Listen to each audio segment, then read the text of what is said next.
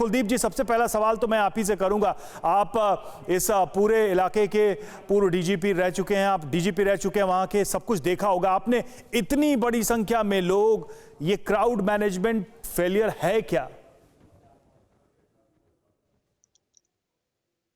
Unfortunate incident है और पूरी सिंपैथीज हमारे उन परिवारों के साथ है जिनके लोग इसमें इंसिडेंट में मारे गए, और उम्मीद करते हैं कि जो घायल है वो जल्द से जल्द ठीक हो जाए। उनका इलाज बहुत अच्छे हॉस्पिटल में हो रहा है।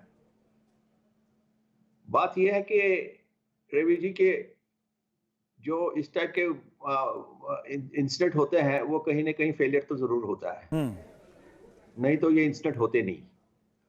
अब उसमें ये देखना है कि अरेंजमेंट पूरे हुए थे कि नहीं हुए थे।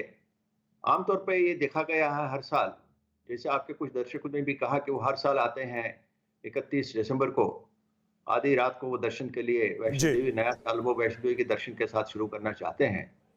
और वैष्णो देवी में खासतौर पे नवरात्र के दिनों और नए साल के दिन बहुत रश रहता है।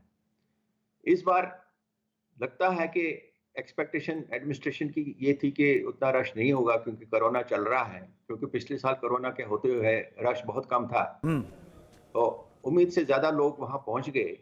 लेकिन खास बात इसमें यह है कि इसमें ऑनलाइन रजिस्ट्रेशन होती है दर्शन के लिए, और ऑनलाइन परमिशन उतने लोगों को मिलता है जितनी कैपेसिटी होती है।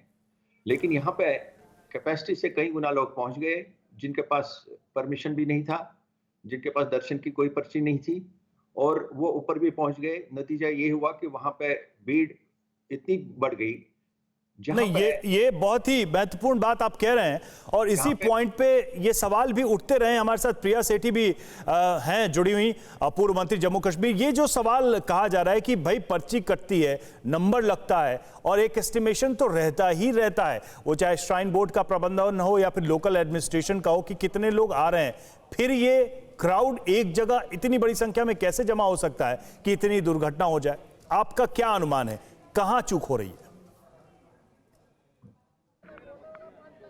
साल के मौके पर जहां सब लोग अपने नए साल की शुभकामनाएं देते हैं एक दूसरे को, एक बहुत ही ऐसा दुखद हादसा सुबह अर्ली मॉर्निंग आवर्स में हो जाता है, तो कहीं ना कहीं तो सवालिया निशान तो है ही कि ये हादसा क्यों हुआ, किस लिए हुआ, जबकि सारी की सारी एडमिनिस्ट्रेशन जो है वहां पर रही, और हमेशा से नवरात्रों के दिन हो या फिर नए वर्ष का मौका हो, इस मौके पे भी बहुत सारा जो है लोगों का वहां पर दर्शन के लिए, माता के चरणों में अपना अर्पण करने के लिए वहां पे बहुत सारे लोग आने शुरू हो जाते हैं। और ये स्वाभाविक है कि कहीं ना कहीं कुछ ना कुछ सवालिया निशान जरूर है,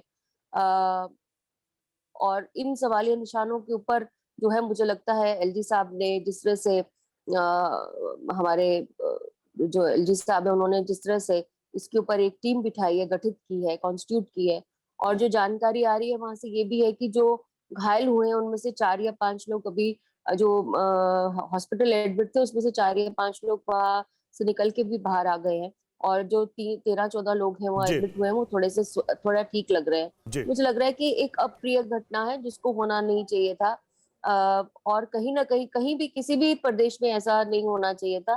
कहीं ना कहीं जो सम्मिलित है, और खासकर इसके अंदर प्रधानमंत्री जी जो स्वयं इसको देख रहे हैं, मॉनिटर कर रहे हैं, तो मुझे लगता है इससे बड़ा और बिल्कुल दुर्भाग्यपूर्ण तो है ही, कर सकते हैं। लेकिन प्रश्न भी उठते रहे। अड़ी सोमवार से शुक्रवार शाम 6 बजे सिर्फ TV9 भारतवर्ष पर।